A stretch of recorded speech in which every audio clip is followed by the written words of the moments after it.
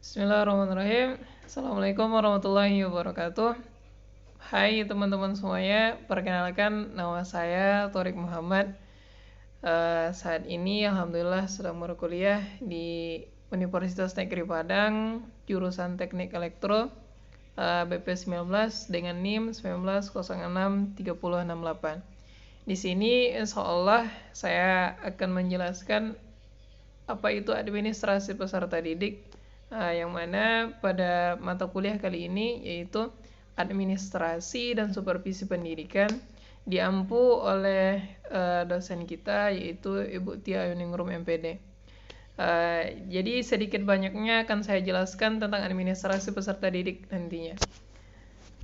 Adapun poin yang pertama adalah administrasi peserta didik sendiri terdiri dari administrasi dan peserta didik. Jika kita telaah lagi, administrasi itu kurang lebih sama dengan manajemen.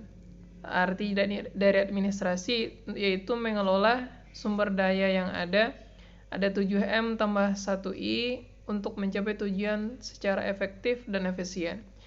Kalau teman-teman telaah lagi, itu 7M dan 1I adalah unsur-unsur dari kegiatan manajemen yang kita laksanakan.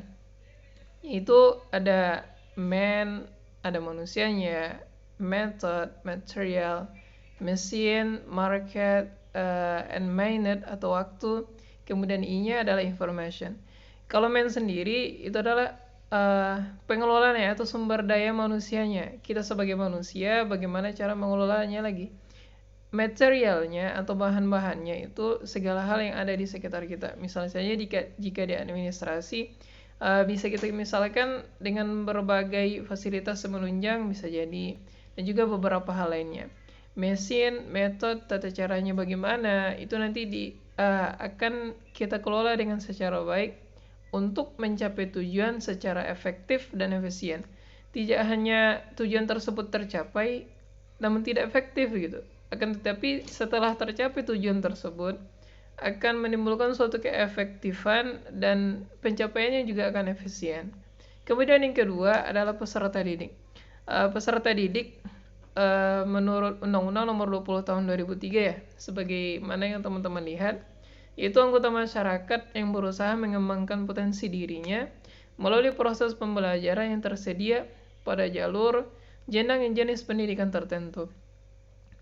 Kalau saya sendiri jika berpendapat apa itu peserta didik, jika teman-teman bertanya seperti demikian ya, atau mungkin teman-teman bertanya kepada saya, menurut saudara atau menurut Anda bagaimana peserta didik tersebut? Jawaban saya adalah kira-kira seperti ini. Bagi saya peserta didik itu atau siswa atau pelajar itu adalah setiap orang yang sedang berusaha memberantas kebodohan dalam dirinya. Setiap orang yang berusaha untuk memberantas segala sendi-sendi kebodohan yang saat ini ada pada dirinya gitu. Jadi jika teman-teman saat sekarang ini sedang berusaha untuk memberantas kebodohan dalam dirinya, itulah kita sebagai pelajar, itulah kita sebagai peserta yang terus dididik gitu, agar bisa menjadi lebih baik nantinya. Tidak hanya dalam segi ilmu pengetahuan ya, yang diberantas tidak hanya itu, akan tetapi juga kebobrokan akhlak mungkin, atau juga sikap yang tidak sesuai dengan normatif yang ada di masyarakat kita. Oke, selanjutnya, jadi administrasi peserta didik itu adalah suatu proses pengaturan terhadap peserta didik. Jadi dengan 7M dan 1I tadi, dengan man, method, material, mesin,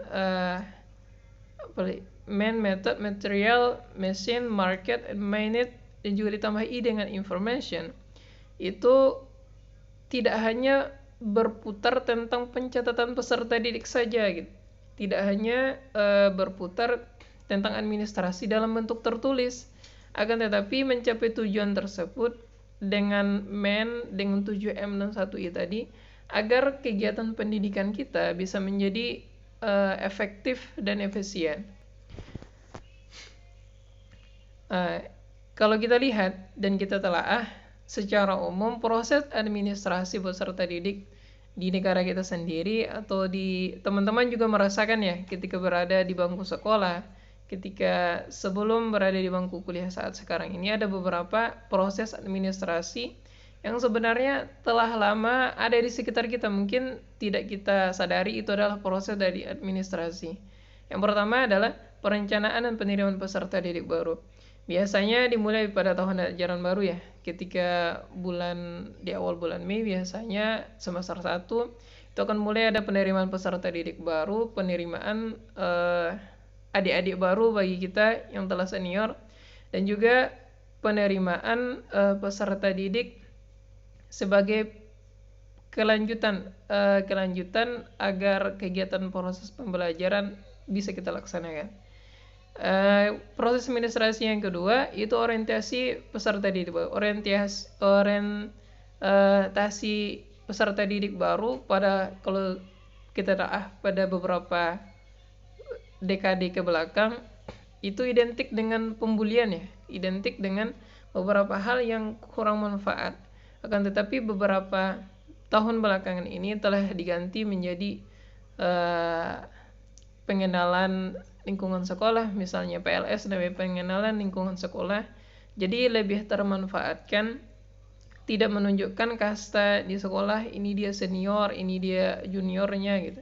Jadi telah mulai bertransformasi menjadi lebih baik lagi. Yang ketiga itu bimbingan dan konseling. Bimbingan di sini ketika di awal-awal biasanya masa adik-adik yang baru ataupun kita yang akan meninggalkan sekolah itu akan dibimbing oleh guru-guru konseling, diberikan bimbingan langsung atau juga ada bimbingan konseling khusus dari beberapa guru biasanya. Yang keempat itu pengaturan disiplin dan tata tertib sekolah. Ini diatur oleh guru-guru yang ada di sekolah ya. Ada beberapa aturan memang turunan dari pusat, ada juga beberapa aturan dan disiplin yang hanya berada di sekolah tersebut. Misalnya saya pernah melihat dan juga ketika mengadakan studi banding, sekolah saya ketika berada di SMA pernah mengadakan studi banding ke suatu sekolah. Di sekolah tersebut itu aturan dan tata tertibnya ketika beberapa hari tertentu, misalnya hari Senin dan hari Kamis, semuanya wajib memakai bahasa asing gitu. Wajib memakai pokoknya bahasa asing, tidak bahasa daerah, tidak juga bahasa Indonesia. Jadi di sini tata tertib sekolah dikembalikan kepada sekolah tersebut lagi. Kemudian pengelompokan peserta didik dan tata cara penentukan kedudukan peserta didik dalam kelompok. Ini biasanya dalam kelompok-kelompok belajar yang ada di kelas, bisa juga dibuat oleh peserta didik tersebut dengan beberapa temannya, bisa juga. Ini adalah proses administrasi yang biasa ada di sekitar kita. Yang keenam, pengelolaan kelas. Pengelolaan kelas misalnya dipilih struktur kelasnya, ada ketua kelas, sekretaris kelasnya, wali kelasnya siapa, itu juga merupakan proses administrasi dari pendidikan atau administrasi peserta didik. Yang ketujuh, pencatatan data peserta didik dan instrumen-instrumen yang digunakan. Yang terakhir adalah kenaikan kelas dan EPTA. Kenaikan kelas sebagaimana kita ketahui ya, sekali setahun itu akan ada kenaikan kelas. Mungkin juga ada teman-teman yang akan tinggal kelas karena tidak sesuai nilai yang tidak dapat, juga dalam kategori akhlaknya juga mungkin kurang bagus, itu kan ketinggalan di kelasnya. Oke, selanjutnya yaitu tentang instrumen administrasi peserta didik. Ada instrumennya itu secara manual, ada juga instrumen secara elektronik. Yang manual yang biasanya konvensional kita laksanakan. Yang elektronik bisa kita akses dengan akses internet, dengan HP atau dengan jaringan internet atau komputer lainnya. Yang akses manual itu ada buku induk siswa. Buku induk siswa ini berisi nama-nama dari siswa yang ada di sekolah tersebut. Kemudian ada buku Klepper namanya. Buku Klepper ini buku yang disusun jika teman-teman tahu ya, bisa juga nanti searching di Google. Itu buku Klepper itu buku yang digunakan untuk membantu guru melihat buku induk. Jadi di buku Klepper ini akan disusun berdasarkan abjad nama-nama dari siswa tersebut, sehingga akan memudahkan jika ada misalnya guru yang ingin mengetahui data siswa yang ini, bisa dia melihat dengan buku Klepper untuk mempedomani buku induk siswa. Kemudian daftar persentase bisa dibuatkan, daftar mutasi peserta didik. Jika ada beberapa peserta didik mungkin yang dipindahkan atau berpindah tempat dan lain sebagainya. Buku catatan pribadi peserta didik itu dikembalikan kepada peserta didik lagi.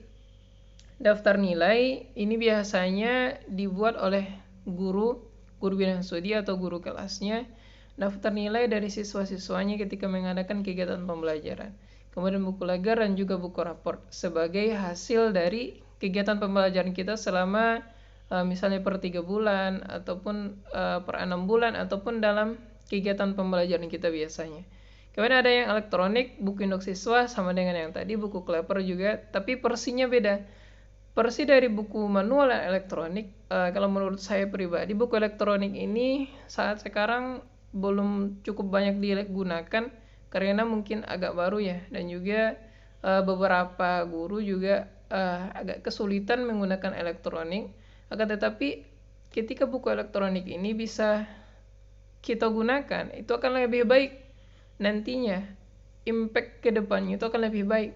Karena dengan kegiatan kita yang berbasis elektronik, segala kegiatan misalnya buku induk siswa dalam versi storage-nya atau penyimpanannya itu dapat lebih besar dan dapat lebih terjaga data-data kita daripada kita simpan dalam bentuk kertas. Misalnya bisa rusak atau bisa terbakar dan lain sebagainya. Itu bisa kita bisa terjadi di antara kita. Baik, selanjutnya yaitu tentang kelebihan instrumen elektronik ini tadi ya, yang setelah saya jelaskan sedikit. Itu yang pertama, lebih cepat. Speed dia, ketika ingin mengirimkan suatu data, tinggal diklik, hanya dengan mengklik-klik semuanya lebih cepat, lebih teliti, akurasinya lebih bagus, kapasitas dan storage penyimpanannya juga akan lebih bagus, kemampuan mengulangnya, repetition dari kegiatan yang kita laksanakan itu akan lebih bagus, karena biasanya ketika kita berselancar di dunia internet saja, kita bisa melihat history dari beberapa kegiatan yang telah kita laksanakan atau apa-apa saja yang telah kita cari gitu. Jadi teman-teman bisa mencarinya lebih banyak lagi dan juga bisa mengulanginya agar lebih baik lagi. Mudah mengupdate-nya, mempermudah untuk mengirim dan menerima data. Inilah kelebihan dari instrumen elektronik daripada instrumen manual yang kita laksanakan. Oke, kemudian peran kita sebagai guru dalam inspirasi peserta didik.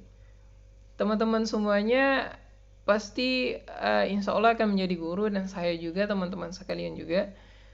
Adapun perannya adalah terlibat dalam administrasi pendidik. Tentu saja, karena guru pasti akan terlibat dalam administrasi pendidikan. Yang pertama, pengelompokan peserta didik dan tata cara menentukan kedudukan peserta didik dalam kelompok. Itu tadi pengelolaan kelas juga, kenaikan kelas juga. Pengelolaan kelas misalnya pemilihan ketua kelas, jadwal piket, dan lain-lainnya. Itu merupakan proses administrasi yang dikelola oleh guru ketika berada di dalam kelas. Untuk kenaikan kelas juga dilaksanakan menurut keputusan guru juga. Mungkin demikian yang bisa saya sampaikan pada kesempatan kali ini. Terima kasih atas waktunya. Mohon maaf jika masih ada kesalahan dalam penyampaian, karena kesalahan datang dari kekurangan kami pribadi sebagai penyampai materi pada kesempatan ini. Terima kasih telah meluangkan waktunya untuk melihat video ini. Mohon maaf atas segala kesalahan dan kekurangan. Terima kasih juga kepada dosen pengampu kami, kepada Bu Tia Ingrum yang telah memberikan tugas ini. Semoga dengan ini nantinya bisa membuka wawasan kita lagi tentang administrasi dan juga tentang peserta didik, dan juga kita sebagai calon guru yang harus siap dengan segala bentuk elektronik tadi, yang perputaran dari manual ke elektronik dan berbagai hal yang bisa meningkatkan kegiatan kita nantinya. Wabillahi taufiq wal hidayah. Assalamualaikum warahmatullahi wabarakatuh.